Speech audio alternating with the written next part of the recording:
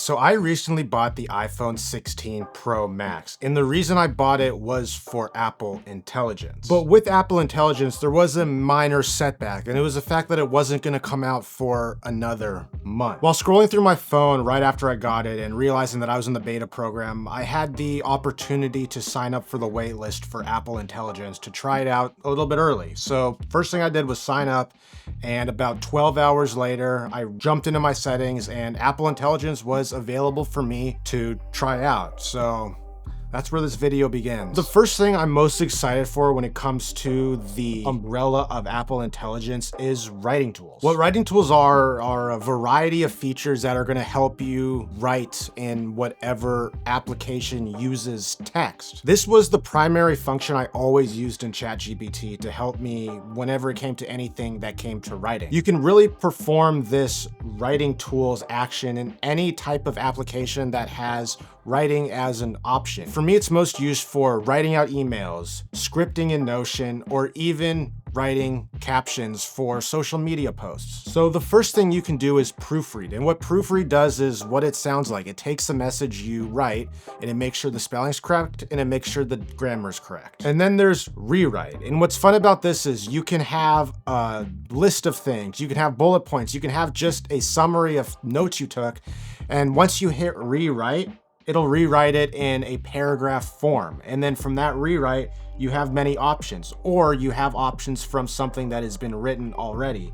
And you can make the message more friendly, you can make the message more professional, or you can make the message more concise. And those are exactly what they sound like. But that's not all. Underneath all of those, you have the opportunity of summary, key points, lists, and tables. And out of these four, the two that I found the most useful has been summary and key points.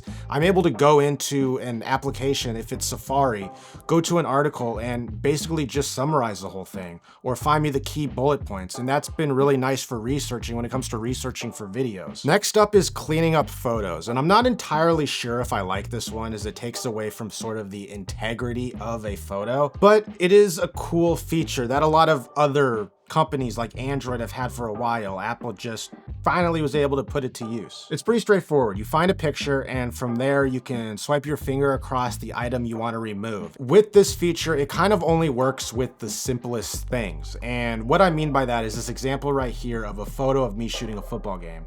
And I want to remove this person next to me. So I highlighted the person and I wasn't able to remove him.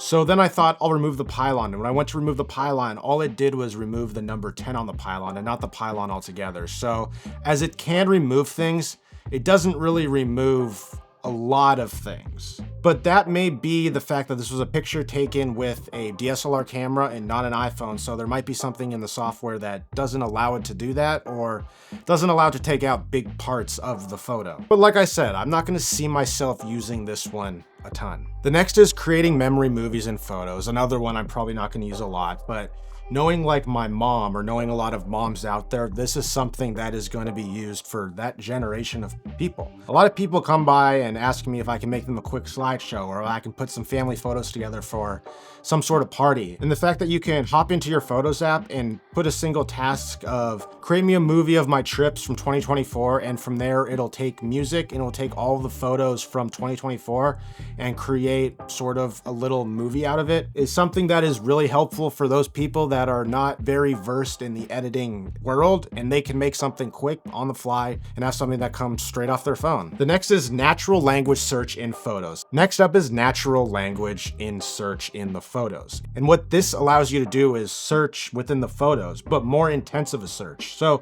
an example I used was Seattle in the fall. And from there, I was able to pull all of the photos I've taken from Seattle in the fall time that are located on this phone.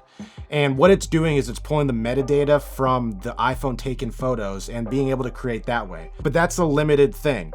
What I learned is that it only pulls photos that were taken from an iPhone because it has all of the metadata to pull those images. So for me, someone who uses a third-party camera a lot of the time and load photos into my phone to post in other places or send to other people, but for the average person who is taking photos with their phone and their phone is their main camera, this is a great feature. The next is notification summaries. And for me, this was something that was very simple, but very beneficial to the iPhone and the operating system when you have multiple notifications. So if you have multiple messages or multiple emails, or in my case, multiple Ring notifications, it'll summarize them all into basically one master thread. And that master thread summarizes everything in there. What I've learned is really nice about this one is, like, if my fiance texts me a grocery list and she continuously adds things, it'll automatically add those to one thread in the notifications area, where it just becomes basically a summary of all of those messages in that thread. Something that I've noticed right off the bat is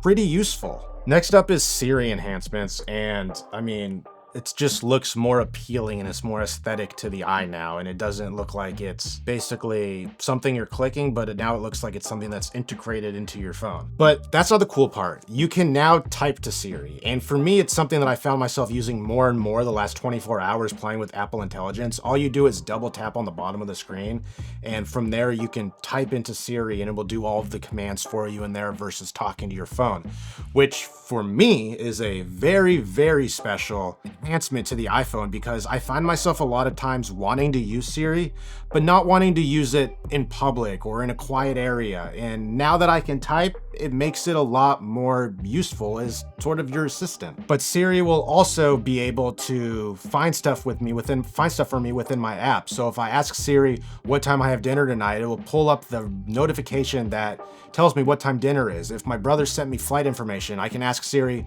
what time my brother's flight is in a couple of days, and it will pull that flight information for me. And from there, I can add it to my calendar or do whatever I need to do. And summaries and mail and messages, and this is a fun one. Take this thread, for example. All you have to do is click summarize on the thread, and it will take all of the emails that you've gotten from this conversation in this thread, and it will summarize them to the key points you're looking for. But like I mentioned earlier, it also does it in the Messages app. So if I receive 6 messages of different things in a grocery list, it'll summarize them all into one threaded list for me. And then there is Reduce Interruption Focuses, which basically takes Apple Intelligent and learns the people that you inside of focus modes go out of your way to talk to. So if it's my fiance, if it's my mom or something, it'll take those messages and notice the importance of them, and it will push them through this focus mode and show the priority and the importance of them. And over time, Apple Intelligence will learn what's important and what isn't important, and overall it creates the ability to stay locked into something, but have those special people be able to get through to you when they need to get through to you. And then in the notification center, these get moved to a special place, so when you scroll down, you see them right away, and they don't move to the hidden place in the notification center that is basically blocking all things out or blocking all things out when you're in a specific focus mode. And finally, this video is sponsored by me. As you can see in this video, you can see on the background of my computer, I'm releasing my new wallpaper pack, which will be available on my website. It is some of my favorite shots I took in Tokyo for the week I was there. I took hundreds of photos, and these are 5 of my favorite photos. For the next 48 hours, all the wallpapers will be on sale for $2, and that includes all of my wallpapers pack, cities, coffees and cameras, and also Tokyo. I hope you check them out. I hope you enjoy them. I'll have that linked in my bio down below. But with that, make sure you hit that like button, hit that subscribe button. Let me know down in the comments if you got your hands on Apple Intelligence and what your favorite feature is so far. And as always, we're nearing 5K and you guys can help me get there. And I'll see you guys in the next video. Peace.